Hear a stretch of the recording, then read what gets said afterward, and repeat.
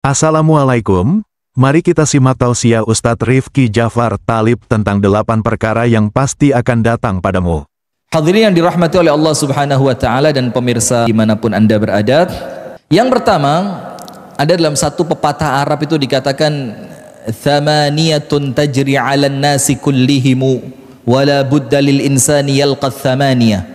Ada 8 perkara yang pasti kalau panjenengan itu hidup melewati 8 ini. Wala budda lil insani yalqa thamaniyah. Dan pasti yang namanya manusia itu akan melewati yang 8 ini dan tidak mungkin tidak. Pasti dia akan melewati ini dan tidak mungkin tidak. Artinya 8 perkara ini adalah 8 perkara yang kemudian kita pasti merasakannya, mau orang kaya, mau orang miskin, mau orang sehat, mau orang sakit, mau orang punya istri, apalagi yang tidak punya istri. Ini tambah-tambah ngenes gitu ya. Maka dikatakan oleh penyair ini, thamaniyatun tajri 'alan nasi kullihimu wala budda lil insani yalqa thamaniyah. Ada 8 perkara yang pasti lewat dalam hidupnya manusia. Dan kalau panjenengan itu manusia, pasti merasakan 8 ini. Bukan salah satu lah, 8-8-nya panjenengan rasain. Dan karena kita sama-sama manusia, insya Allah kabeh tahu ngerasakno. Lek durung, yo kari ngenteni ae. Iya, sekarang ngenteni. Dilungkas, siap-siapo gitu. Yang pertama, sururun wa huznun. Surur itu seneng. Angkat tangan sing tak sak dawane urip gak tahu seneng. Angkat tangan, gak tahu mesem blas. Tidak ada kan? Maka pasti manusia pernah merasakan apa? Sururun. Yang kedua, wahuznun. Tapi mari seneng berubah menjadi apa? Sedih. Orang nikah senengnya berapa tahun sih? Berapa tahun? Ya 6 bulan pertama lah. Maka dibilang bulan madu, bukan dibilang tahun madu. Kenapa dibilang bulan? Karena ya hanya berbulan-bulan itu saja yang indah. Setelahnya masalah. Nah maka harapan saya kalau kepingin bulan itu terulang, yo nikahnya diulang. Maka lah bu, jangan salah paham, fokus. Maaf ibu-ibu ya, bapak-bapak salah paham. Saya tidak kesana arahnya. Yang pertama, sururun wa huznun. Nomor 1 bahagia, nomor 2 sedih. Pasti panjenengan ngerasain. Bahagia ketika anak pulang pondok, seneng. Nanti wayai anak balik, sedih. Ya banda, kan begitu. Kemudian yang berikutnya, yang ketiga dan keempat, wajtima'un wa furqatun. Pertemuan, perkumpulan, dan perpisahan. Maka malaikat Jibril mewasiatkan kepada Nabi Muhammad, ahbib man syi'ta fa innaka mufariquhu. Kamu cintai orang sesuka kamu, seneng ono. Tapi yang pasti, fa innaka mufariquhu, panjenengan pasti pisah dengan orang itu. Entah orangnya duluan atau panjenengan duluan, tapi namanya sama, pisah. Jadi kumpul dan pisah itu sunnatul hayat. Apa sunnatul hayat itu? Perkara yang pasti terjadi dalam kehidupan. Kemudian yang ke-5 dan ke-6, wa usrun wa yusrun. Kemudahan dan kesulitan. Kadang-kadang nemui perkara urusan gampang banget selesainya. Ya Allah, selesainya mudah sekali. Tapi terkadang juga panjenengan menyelesaikan sesuatu yang nampaknya mudah kok angel. Itu yang ke berapa? 5 dan 6. Kemudahan dan kesulitan. Yang ke-7 dan ke-8, wasuqmun wa afiyah. Suqum itu marad, marad itu sakit, wa afiyah sehat. Ya kan begitu ya, kadang-kadang loro, kadang-kadang yo waras. Nah, maka dari 8 ini, yang pertama pasti kita ketemu yang namanya sedih, pasti kita ketemu namanya bahagia, pasti ketemu kumpul, pasti ketemu pisah, pasti ketemu mudah, pasti ketemu susah, pasti kemudian pernah sakit dan pernah juga sembuh. Ini perkara sing kudu dikelola dengan baik. Kalau ndak, panjenengan bakal kecewa. Kemudian suatu hari di dalam hadis yang sahih, apa yang terjadi? Ada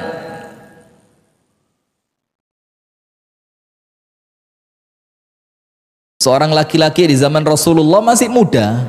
Yo, muda itu kita bilang di bawah 40 kan, ya 33, 35, 36, 38 itu muda. Maka saya tidak senang kalau ngelihat anak muda sok tuwek. Muda tapi jalannya ditoton. Apa kon iki? Sing seger, sing bergas. Maka Umar itu mengatakan, asyab, pemuda itu, a'rifuhu, aku mengetahui dia muda. Itu yang pertama apa? Idza takallama asma', lek ngomong omongannya jelas. Gak ndak muda itu. Anak muda itu kalau ngomong harus jelas. Idza takallama asma', kalau ngomong gampang dirungokno. Ojo gremeng, gremet. Ngomong aja lo apa rapekno. Yang kedua, wa idza masya asra', kalau melaku cepat. Cek. Maka jangan bilang muda nyetir mobil 60 km per jam. Isin. Kalau muda itu nyetir mobil 120. Aja. Muda. Tapi hati-hati. Kalau jalannya cepat. Wa idza dharaba auja', pukulannya itu menyakitkan. Jadi wong enom itu telu ini cirinya. Ngomongnya jelas, melakukannya cepat, pukulannya menyakitkan.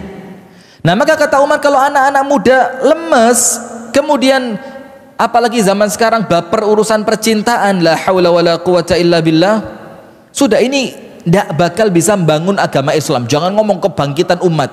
Lo kon ngatur hatimu gak beres kok. Noto hati itu tidak bisa. Nah, maka ada seorang muda duduk di masjid di waktu orang lain kerja di pasar. Ya kan? Insya Allah panjenengan tahu semua.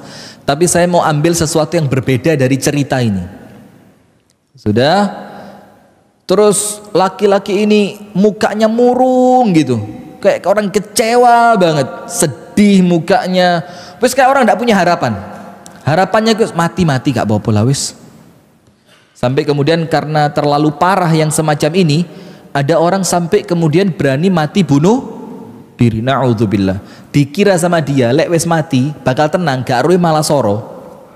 Itu orang-orang yang mati bunuh diri itu kalau dia bisa balik dia. Soroan dek kono timbang dek kene jare. Di akhirat petuke malaikat ditutui, di donya mek petuk debt collector. Masih lebih ringan iso digoroi gitu loh. Sementara sapa ting goroi malaikat kan begitu. Nah, sudah maka Rasulullah tanya, "Ma bika?" Ada apa dengan kamu? Nah, di sini ada hikmah, Pak. Orang Islam itu kudu perhatian sama orang lain. Itu hikmah dari hadis ini. Maka ketika nampak teman kita biasa ceria, kok tiba-tiba guyoni garing, kok tiba-tiba tidak seneng guyon, dijak ngomong didik gampang tersinggung. Ada sesuatu, jangan dibiarin. Tak konono, ono opo. Sebagaimana Rasulullah itu tanya, sebagaimana Nabi Musa ketika ngelihat dua orang perempuan, yang lainnya ngasih minum kambing, dua orang perempuan menjauhkan kambingnya, tahu? Dalam kisahnya Nabi Musa. Itu sama Nabi Musa ditanya, "Ma khatbukuma?" Kalian berdua ini ada apa? Itu orang Islam, Pak. Jadi kalau cuek itu bukan orang Islam. Sampai dibilang tidaklah sempurna iman seorang di antara kalian apabila dia tidur dalam keadaan kenyang dan tetangganya apa? Kelaparan. Sampai seperti itu. Terus kita ngomong, aku gak aru lah dek, gak ngomong. Tidak perlu dia ngomong. Sampean yang tanggung jawab harus tahu. Sampean yang harus tanggung jawab untuk tahu. Sudah. Laki-laki itu bilang, humumun athqalatni waduyunun ahlakatni. Ya Rasul, kesedihan yang bertumpuk-tumpuk dan hutang yang membinasakan. Oh, coba. Jadi ini orang liane semangat kerja, gara-gara dia tidak bisa ngatur hatinya, dia malah duduk di masjid tidak menyelesaikan masalah. Jadi hati-hati loh ya. Orang duduk di masjid itu tidak selalu menyelesaikan masalah. Kalau panjenengan duduknya di waktu yang salah. Kalau waktunya orang duduknya di pasar, ya lungguh di pasar, selesai masalah Anda. Jangan waktunya orang di pasar panjenengan duduk di Lah, tidak selesai masalah. Sampai ada seorang laki-laki sama Umar disepak. Pak! Coba, tidak tahu saya Takmir Ar-Rayyan berani tidak begitu? Ono wong jam 8 isuk lungguh di masjid nangis disepak. Wani. Insya Allah masuk berita sampean. Minimal radar Jombang. Minimal sudah. Sudah ditendang sama Umar, dibilang, apa iki? Dibilang, ibadah kok dimarahin. Umar bilang, jam sekian ini ibadahnya bukan di masjid. Jam sekian ini ibadahnya kerja. Dibilang sama laki-laki itu, kakak saya sudah kerja, cukup saya dibiayai kakak saya. Apa kata Umar? Kakakmu jauh berlipat lebih mulia dibanding kamu. Karena ibadahnya sesuai dengan waktunya. Terus Umar mengatakan apa? Inna sama' la tumtiru dhahab wala fiddah. Ini langit tidak mungkin menghujani kamu dengan emas dan perak. Nah, sudah, kembali ke laki-laki tadi. Humumun athqalatni wa duyunun ahlakatni. Ini sumpek ya Rasul. Tidak bisa move on saya. Sumpek, pikiran kayak gak tenang. Ngeluh terus. Entah, panjenengan pernah ngerasain tidak, Pak? Ibu-ibu mungkin juga pernah. Moro-moro sumpek, gak tahu sebabnya. Pernah enggak? Moro-moro kayak ketemu wong gak enak, di rumah bingung, duduk kudu ngadeg tinandi. Pernah ngerasain? Normal itu. Walaupun kalau datang ke psikiater dibilang sakit jiwa panjenengan. Maka saya tidak sarankan sering-sering datang ke psikiater. Wong sehat walafiat diwara loro sakit jiwa ini apa? Nah, sudah dibilang humumun athqalatni. Saya ini pusing. Pusing dalam artian sumpek gitu. Waduyunun ahlakatni, dan hutang yang sebentar lagi membinasakan saya. Maka wasiatnya Luqman Al-Hakim kepada anaknya salah satunya apa? Iyyaka waddaina. Tak ilingno sampean ojo sampai utang. Kalau ndak kepepet. Cuma KB alasannya kepepet. Ndak bisa Ustaz kepepet. Lah, bismillah ikhtiar. Jangan sampai hutang. Nah, sudah, maka Rasulullah bilang, ala u'allimuka kalimat. Mau ndak tak ajarkan beberapa kalimat doa yang nanti kalau beberapa kalimat doa ini kamu baca, Allah hilangkan sedihmu, Allah lunaskan hutangmu. Mau? Sampean utangi mesti kudu sedih ya. Mau lagi? Ajarkan sama saya. Rasulullah bilang, minta sama Allah perlindungan dari 8 perkara. Minta kepada Allah perlindungan dari berapa? 8. Dan sunnahnya dibaca di waktu duha. Ustadz, dibaca waktu tahajud? Boleh. Dibaca setelah sholat Jumat? Boleh. Ustadz, dibaca menjelang tidur? Boleh.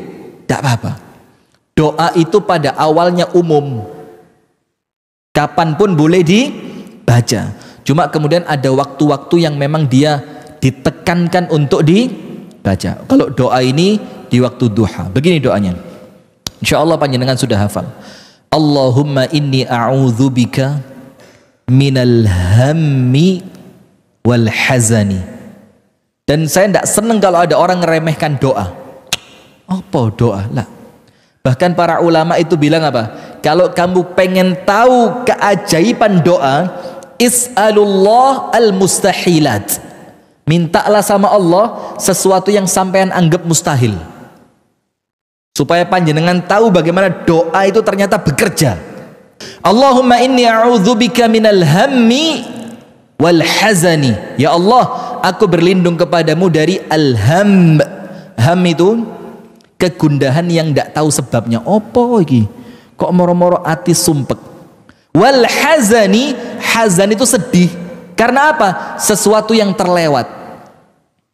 Loh, kok gak keterima yo? Aduh, kok gak dapet ya? Aduh, seharusnya saya ngerem gak kena tadi loh. Itu akhirnya sedih, hazan. Dan kita minta sama Allah dihilangkan dua-duanya. Ham, kekhawatiran akan masa yang akan datang. Wal hazan, kesedihan atas apa yang sudah lewat. Itu kita minta sama Allah semuanya dihilangkan dari hati kita. Panjenengan nih loh Pak.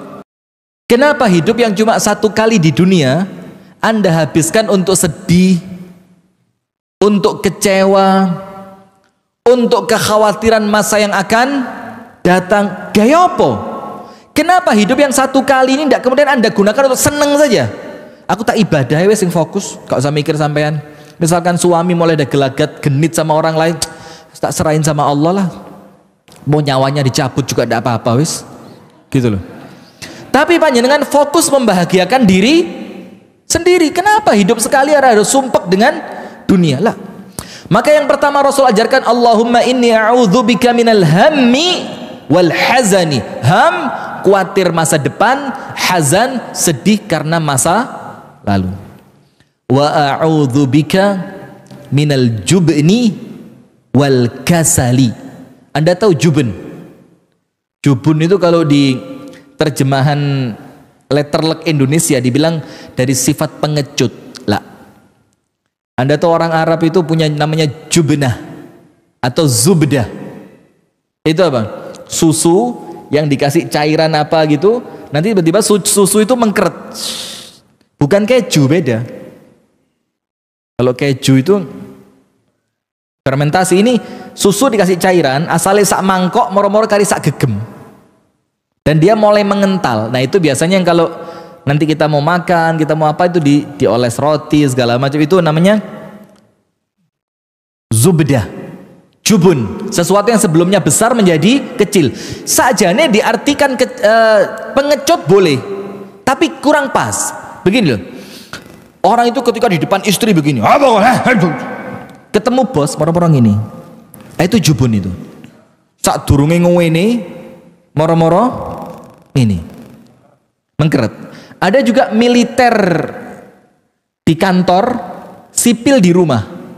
Ada di kantor bintang 4 Pak.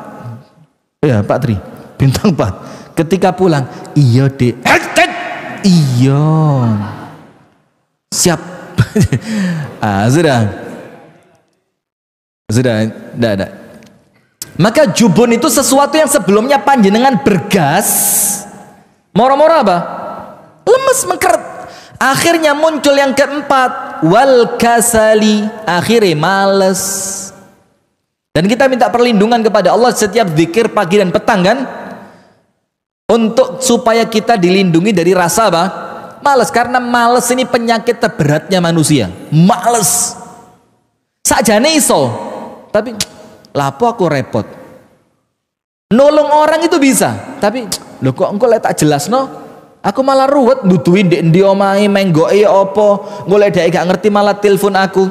Males ini. Orang yang males tidak pantas untuk dapat akhirat. Orang yang males itu tidak pantas untuk dapat akhirat. Tidak bisa.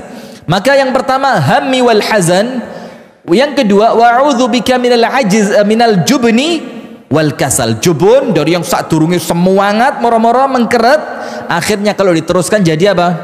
Malas. Wa a'udzubika minal bukhli, Allahumma inni a'udzubika minal hammi wal hazan wa a'udzubika minal ajzi wal kasal. Ajiz itu tidak mampu berbuat apa-apa, ajiz. Wa a'udzubika minal jubni wal bukhul. Bukhul itu apa? Medit. Lek wis males, gak iso lapo-lapo, ndak ada pemasukan, akhirnya medit. Bakhil. Kenapa dia bakhil? Wedi. Loh, pemasukan gak ono kok pengeluaran. Saya tidak bisa dapat pemasukan, kenapa ini harus keluar ke kotaknya masjid? Akhirnya pelit. Dan ini berurutan, Pak. Ini tidak bisa dibolak-balik. Pertamanya mesti karena sumpek yang gak kemari, kemudian sampai kemudian akhirnya dia sedih atau takut untuk masa lalu, sampai akhirnya gak iso lapo-lapo, sampai akhirnya males, sampai akhirnya medit. Terakhirnya apa? Wa a'udzubika min ghalabatid dain wa qahrir rijal. Dan aku berlindung kepadamu ya Allah dari lilitan hutang dan kebengisan preman. Sekarang masuk kan? Orang itu kalau punya utang yang nagih siapa? Preman. Orang itu kalau punya utang yang nagih preman sekarang. Dan itu lanjut, maka suruh baca doa ini. Allahumma inni a'udzubika minal hammi wal hazan wa a'udzu bika minal ajzi wal kasal wa a'udzu bika minal jubni wal bukhl wa a'udzu bika min ghalabatid daini wa qahrir rijal. selesai. Dibaca sama dia sehari, 2 hari, 3 hari, dan tidak memakan waktu yang panjang. Itu laki-laki ketemu Nabi Muhammad, mukanya sumringah. Rasul tanya, lu ono apa iki? Biar sedih tak takoni, seneng ya kudu tak takoni. Sampean biar susah teko nang omahku, seneng ya kudu teko nang, itu adil namanya. Nah sudah dibilang apa? Ya Rasulullah, hilang sedihnya, hilang semua sumpeknya, bahagia ndak berhenti-berhenti ya Rasul, teko terus bahagia ini, datang terus kebahagiaan demi kebahagiaan. Biasa istri gregetno, sekarang nyenengno. Biasa anak itu disuruh berat, sekarang dengan sukarela. Biasa kalau sholat ndak bisa khusyuk, sekarang sholat tenang. Kenapa? Utangku lunas. Kenapa? Hutangnya lunas. Nah, maka ternyata Rasul juga memperhatikan masalah apa? Hati. Kalau kecewa itu tidak di manage dengan benar, maka akan mempengaruhi yang lain. Akhirnya males, kreativitas hilang, orang yang sebelumnya cerdas tiba-tiba jadi bodoh. Kenapa? Karena yang pertama hatinya sudah rusak. Nah, sekarang saya mau cerita yang pertama. Ini kejadian setelah perang Hunain. Setelah perang apa? Hunain. Jadi begini ceritanya. Ketika perang Hunain, itu peperangan yang mendapatkan ghanimah terbesar. Unta itu Rasul dapat sampai 40.000 lebih. Anda bisa bayangin unta 40.000 lebih. Kemudian ada kuda sekian puluh ribu, ada kambing sekian puluh ribu.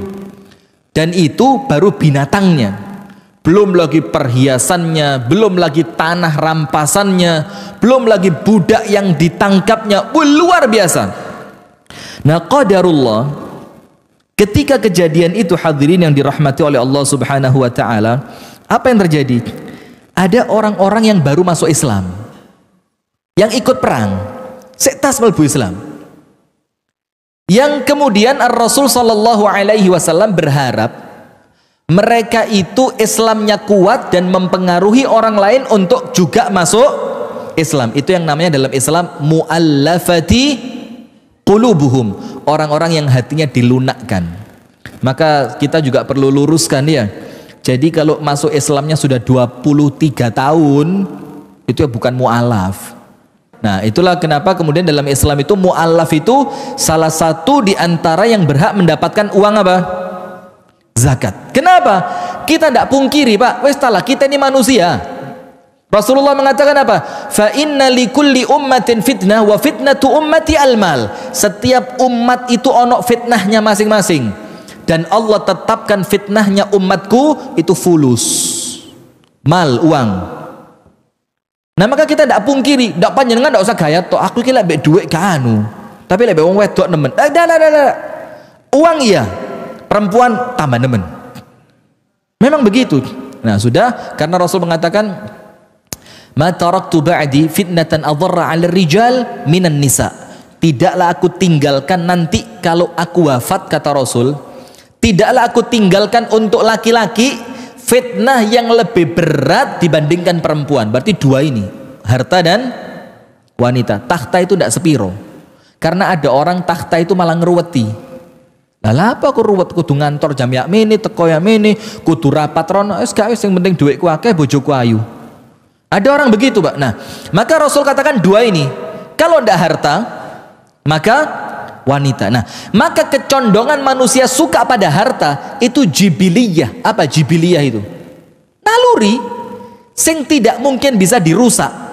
Sampai sekelas Umar saja itu mengatakan apa? Ya Allah, aku tidak bisa mencintai kecuali sesuatu yang engkau jadikan indah untukku. Jadi sampai Amirul Mukminin ngaku, tidak mungkin aku bisa suka dari dunia ini kecuali apa yang engkau jadikan indah. Apa yang Allah jadikan indah? Zuyyina linnasi hubbus syahawati minan nisa'i wal banina wal qanatiril muqantarati minadh dhahabi wal fiddah wal khairil musawwamati wal an'ami wal harth dzalika mata'ul hayatid dunia. Perempuan, harta, kendaraan, emas, perak, kebun, sawah, ladang. Itu sesuatu yang Allah ciptakan, kita suka semua itu. Maka Umar mengatakan, ya Allah, aku tidak bisa menyukai dari dunia kecuali apa yang engkau jadikan aku mencintainya. Tapi apa kata Umar? Bukan doanya Umar minta untuk tidak cinta semua itu, mustahil. Jadikan aku tidak cinta wanita, jadikan aku tidak cinta harta, gak iso. Tapi Amirul Mukminin mengatakan apa? Tapi ya Rabb, jadikan aku memanfaatkan semua itu untuk akhiratku. Tidak mungkin kemudian manusia ini tidak mencintai uang, tidak mungkin. Maka yang jadi masalah bukan cinta uangnya, tapi bagaimana Anda memanfaatkan uang itu untuk apa. Maka ketika Rasulullah mengatakan la tazulu qadama 'abdin yaumal qiyamati hatta yus'ala an arba', kaki panjenengan nanti di hari kiamat, Pak, Bu, kaki panjenengan itu tidak beres urusan di depan Gusti Allah, tidak akan bisa melangkah untuk ke surga sampai panjenengan menyelesaikan 4 pertanyaan. An syababihi fima abla, nomilapo. Panjenengan pikir mulai sekarang, dulu waktu saya muda saya ngapain? Mumpung masih ada kesempatan tobat, istighfar, leono cepet-cepet tobat sebelum sama Allah ditanya. Wa an umrihi fima afnah, kemudian umurnya secara umum dipakai buat apa? Wa an malihi, Allah tanya harta panjenengan 2. Min ainak tasabah, oleh teko endi? Wa fima anfaqah, metune nangdi. Bayangin ketika harta pertanyaannya berapa? 2. Dan pertanyaan yang keempat, wa an ilmihi madza amila bih, ilmunya dipakai untuk apa? Nah, maka harta ini yang jadi masalah, dipakai buat apa? Dapatnya dari mana? Dan sekarang ini mulai ruwet sampai Rasulullah mengatakan ya'ti 'alan nasi zamanun, akan datang suatu zaman kepada manusia, itu manusia tidak ngerti lagi itu uang halal atau haram, sing penting oleh. Dan terbukti, Pak, sekarang ada istilah begini gak? Sing haram mayangel apa maneh sing lah, ini jahil, ini orang keliru ini. Karena yang halal itu banyak, yang haram sedikit. Kalau panjenengan ikhtiarnya bagus sakjane dapat yang halal lebih mudah dibanding dapat yang haram. Ya apa? Kok wong dijoko wedi, korupsi, konangan, KPK. Coba halal, enak tenang. Bahkan harta yang halal itu, Pak, obat. Satu yang saya ingin sharing kepada panjenengan, yang ini saya dapat dari teman saya, yang saya tidak yakin dia bisa ngomong sehebat itu. Tak pikir temenan kau iki, gitu, kaget. Dibilang apa? Ustadz, antum kan sering keluar ceramah. Biasanya kan kalau diundang orang itu tidak mungkin makan pecel tumpang, itu kan ya gak mungkin. Masih di Jombang kan ya tidak mungkin. Biasa orang itu kalau ngundang makannya apa? Yang enak-enak kan? Nanti ada suguhan lagi, makanan pembuka, mau pulang diajak minum teh lagi. Maka dibilang apa? Satu anak ingatkan buat antum. Apa itu? Makan apapun, niatkan dalam hati, ya Rob, ini makanan obat. Ya Rob, saya niatkan ini makanan apa? Obat. Kenapa? Ini halal ini. Gak mungkin kan Takmir Ar-Royan ngundang saya kasih makan sing duit gak jelas kan, tidak mungkin ya. Nah, artinya ini makanan halal. Sampai Imam Syafi'i ketika di rumahnya Imam Ahmad itu makan sak piring penuh sampai keluarkan. Anak perempuannya Imam Ahmad kaget, ini yang kamu bilang hebat itu, mangan sak mono kae. Terus ketika besok harinya ditanya sama Imam Ahmad, ini putriku kok curiga sama kamu. Katanya seorang ulama yang setiap hari aku banggakan di lisanku sampai ke telinganya dia, yang namanya Muhammad bin Idris Asy-Syafi'i, kok mangane akeh. Apa Imam Syafi'i bilang? Karena aku yakin anna maluka halalun, hartamu itu halal, dan makanan halal itu berkah dan obat. Dan saya kepingin memenuhi perut saya dengan sesuatu yang berkah. Dan terbukti ketika Imam Syafi'i, apa buktinya? Semalam suntuk ndak tidur, gak batal, plus 1 menafsirkan satu hadis pendek dengan mengeluarkan dari satu hadis itu 1000 faidah. Dari satu hadis pendek itu keluar apa? 1000 faidah. Apa hadisnya? Ya Umair, ma fa'alan Nughair. Jadi Anas bin Malik punya adik namanya Abu Umair. Namanya Umair. Namanya siapa? Umair. Dia punya burung mainannya dia namanya Nughair. Jadi Umair punya burung namanya Nughair. Ketika burung itu mati, si Umair sedih, duduk di pinggir jalan, burungnya diwolak-walik, burung apa? Ya kayak emprit atau apa itu ya? Yang biasa diikat kakinya, diterbangin, ditarik, terbangin, tarik. Anak kecil, dan Rasulullah tidak mengingkari itu. Setelah itu burung mati, si anak kecil sama Rasul ditanya, ya Umair, ma fa'alan Nughair. Umair, itu burung kecilmu kenapa? Dari satu hadis pendek ini, itu Imam Syafi'i mengeluarkan 1000 faidah. Apa kata Imam Syafi'i? Keberkahan di rumah Imam Ahmad, makanannya halal, maka otakku encer. Maka saya sarankan yang buka pesantren, jogon uang yang Anda dapat. Donatur ojo kabeh diterima. Donatur besar ini. Hati-hati. Hati-hati. Karena itu berpengaruh pada ilmu yang akan diterima oleh santri. Nah, sudah kita lanjutkan. Sudah akhirnya senang, uang itu biasa. Nah, maka ketika perang Hunain selesai, harta rampasan perang banyak. Orang-orang Ansor itu ngelumpuk ning arepe Kanjeng Nabi. Ngelumpuk karena orang Ansor menganggap dirinya berjasa. Nah, ini poin pertama. Orang itu kecewa karena menganggap dirinya berjasa. Nomor satu, panjenengan pegang ini. Suami kecewa sama istri karena apa? Aku kerja guys sampean, kok sampean tiba nomek ngene tok. Karena merasa apa? Berjasa. Orang tua sama anak, abimu nak kerja endas gesekil gendas kon ngene tok. Karena merasa berjasa. Coba orang itu semuanya mengatakan hadza min fadli rabbi liyabluwani ashkuru am akfur. Ini semua dari Allah untuk ujian syukur atau kufur. Gak akan merasa berjasa, tenang. Orang lain mau terima kasih alhamdulillah, orang lain tidak terima kasih Allah, kita serahkan kepada Allah. Sudah. Maka orang-orang Ansor itu ngelumpuk ning ngarepe Kanjeng Nabi, ngenteni, aku oleh unta piro iki, saya dapat kambing berapa, saya mau dapat budak berapa. Ternyata apa? Harta rampasan perang itu dihabiskan oleh Rasul, dibagikan hanya untuk beberapa orang yang baru masuk Islam dan ikut perang baru kali itu.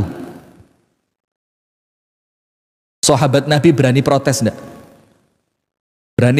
Berani protes enggak?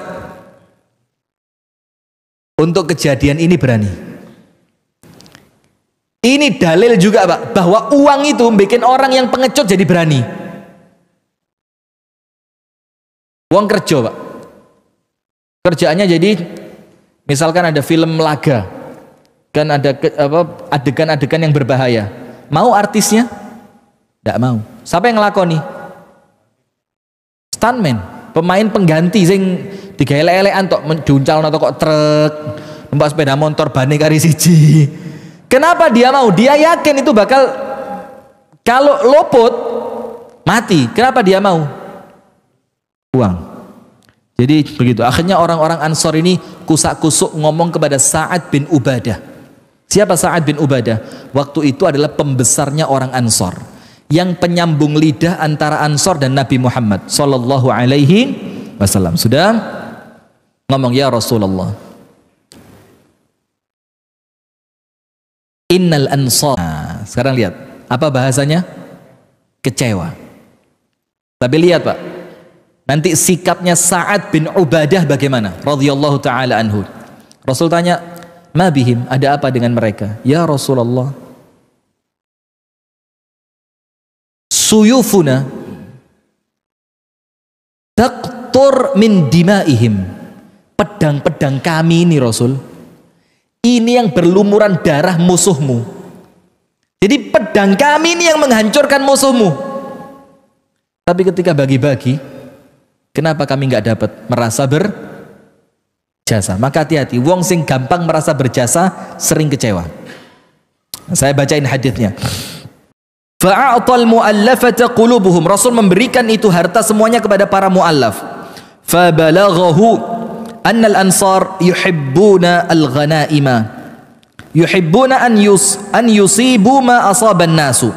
Maka orang Ansor ini merasa tidak enak. Loh kok kono dikai wake sampai entek kami orang Ansor yang nolong Kanjeng Nabi pertama pulang dari Mekah masuk Madinah kok malah nggak dikasih. Ada hikmah juga di sini. Penyebab utama kekecewaan itu dunia. Jadi kalau panjenengan itu orientasinya akhirat, insya Allah apa? Aman, sudah. Maka berita itu, kekecewaan orang-orang Ansor atas Nabi Muhammad sampai ke telinga Nabi Muhammad. Sampai ke telinganya. Apa yang terjadi? Faqama Rasulullah sallallahu alaihi wasallam fa khatabahum.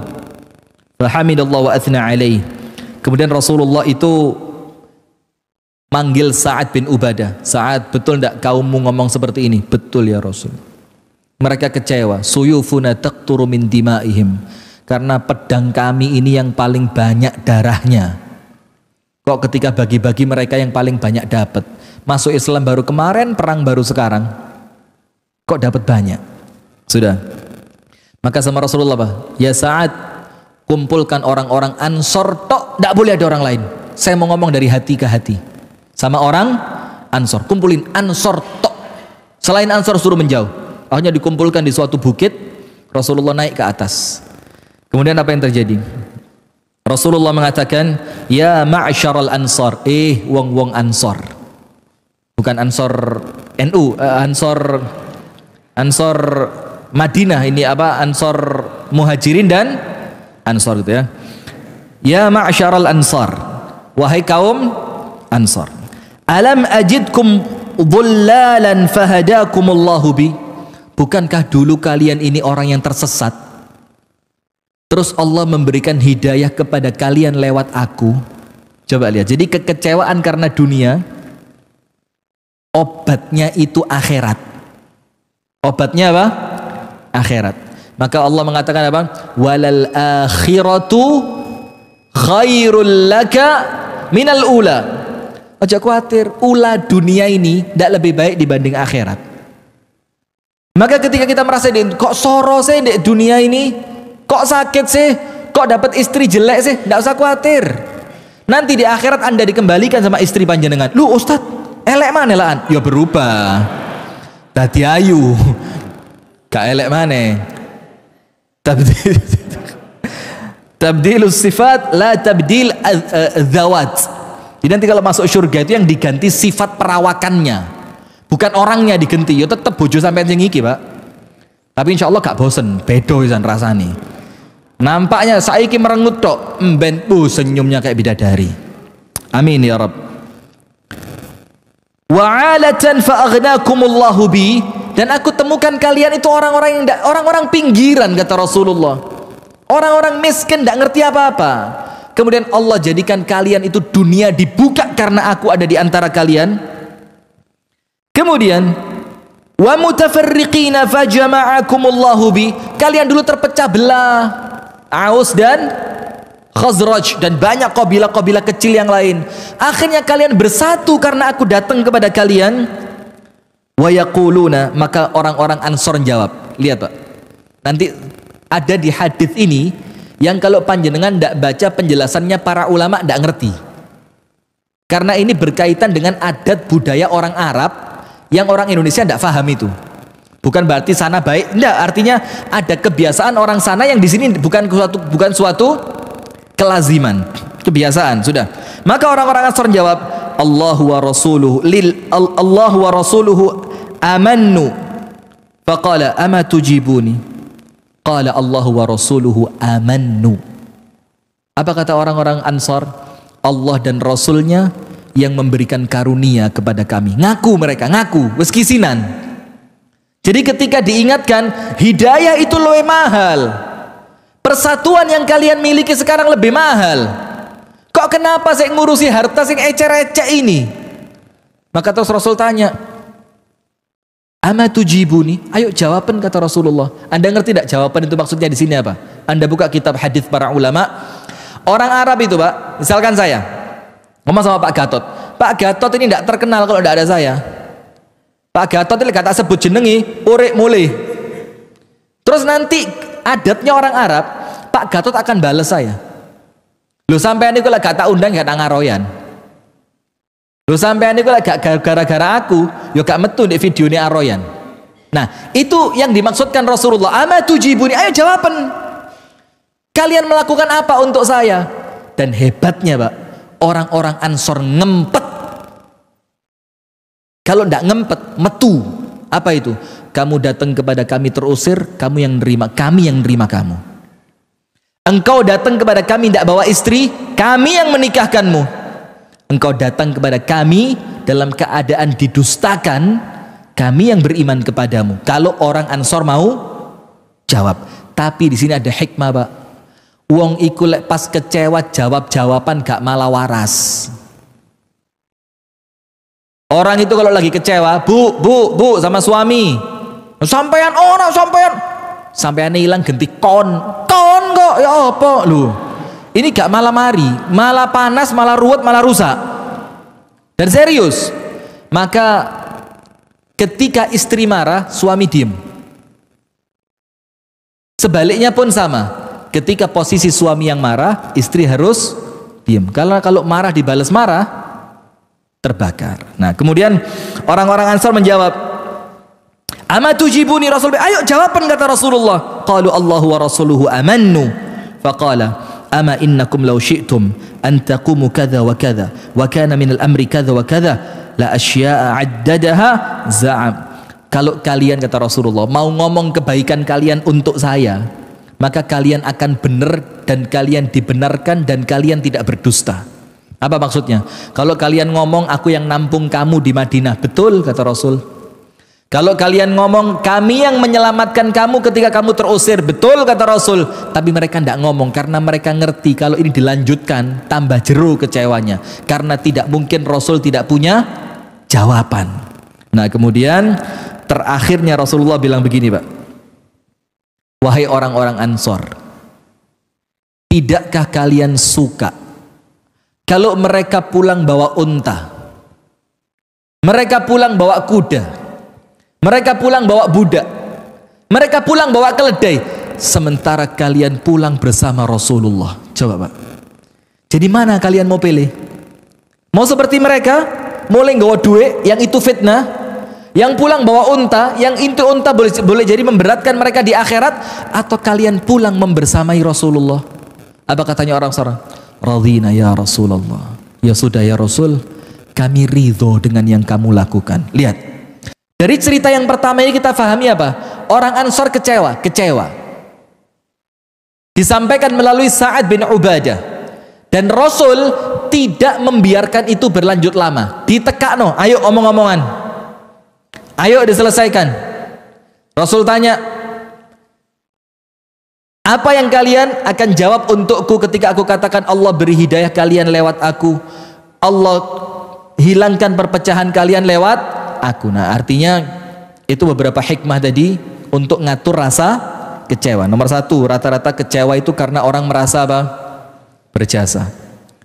Maka hindari Pak, karena semua jasa itu kita ucapkan la haula wala quwata illa billah. Diomongno gampang, diangen-angen angel. Istri bisa sehebat itu sekarang, suami bisa sekeren itu sekarang. Oh, bukan karena pasangan. La haula wala quwata illa billah. Anak bisa jadi dai besar, yang satu jadi dokter terkenal, yang satu jadi arsitek kesohor. Bukan karena orang tua. La haula wala quwata illa billah. Yang kedua, rata-rata kekecewaan itu faktornya dunyawi. Yang ketiga, ketika orang itu mulai kecewa, ingat Pak, walal akhiratu khairul laka minal ula. Wis talah, dunia kecewa sedikit tidak apa-apa. Nanti di akhirat kamu mendapatkan kebahagiaan.